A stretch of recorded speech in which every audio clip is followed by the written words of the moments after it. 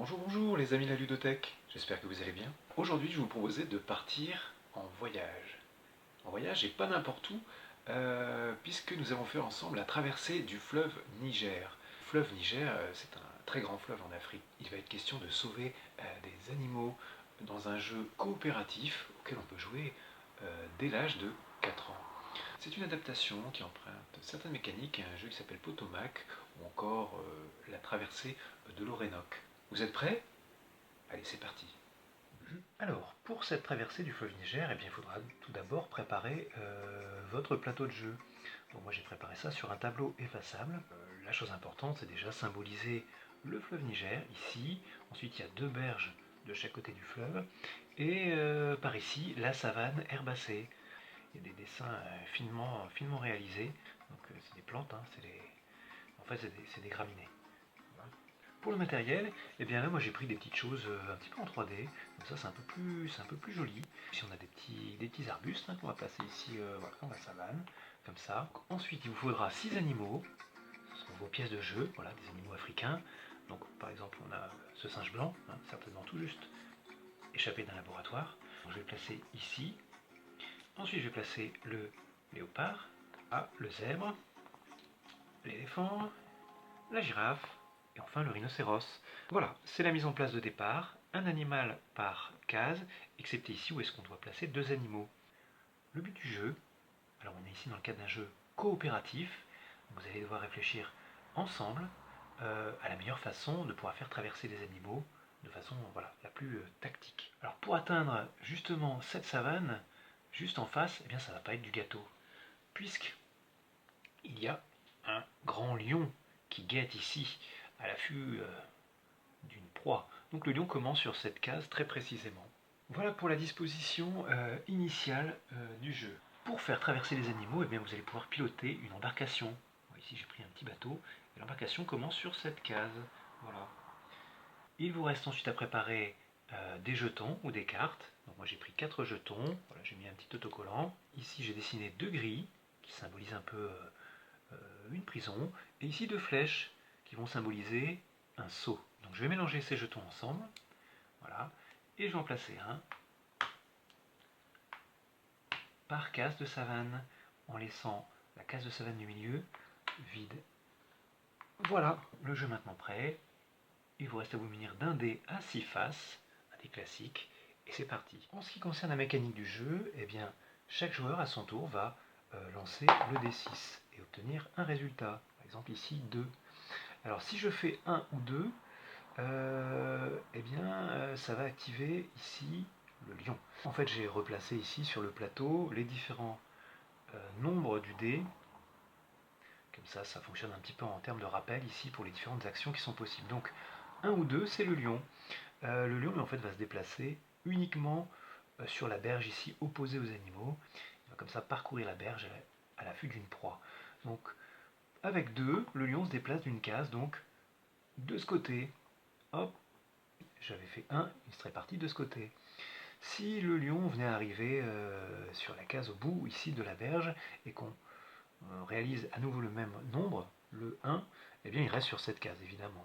Voilà. Les autres actions possibles du jeu eh bien, sont données avec le 3, le 4 ou le 5 qui là permettent de déplacer vos animaux. Donc vos animaux se déplacent d'une seule case à leur tour de manière orthogonale. Il ne peut pas y avoir plus de 2 animaux par case, ça c'est une des règles importantes. Ils ne peuvent pas traverser directement le fleuve, sinon ils seront emportés par le courant. Donc il faut qu'ils se trouvent en face de la case où se trouve le bateau pour pouvoir traverser. Si j'obtiens par exemple 3, je peux tout à fait déplacer le singe ici et le mettre à l'intérieur du bateau afin qu'il puisse par la suite traverser. Le bateau pourra contenir jusqu'à 2 animaux. Et enfin, la dernière action du dé sera celle obtenue avec le nombre 6, qui, elle, va permettre de déplacer le bateau d'une case. Alors le bateau, lui, il va traverser comme ça le fleuve. L'idée, c'est de réussir à pas trop laisser d'animaux en arrière pour pouvoir les faire passer par le bateau et qu'ils arrivent sur la berge opposée.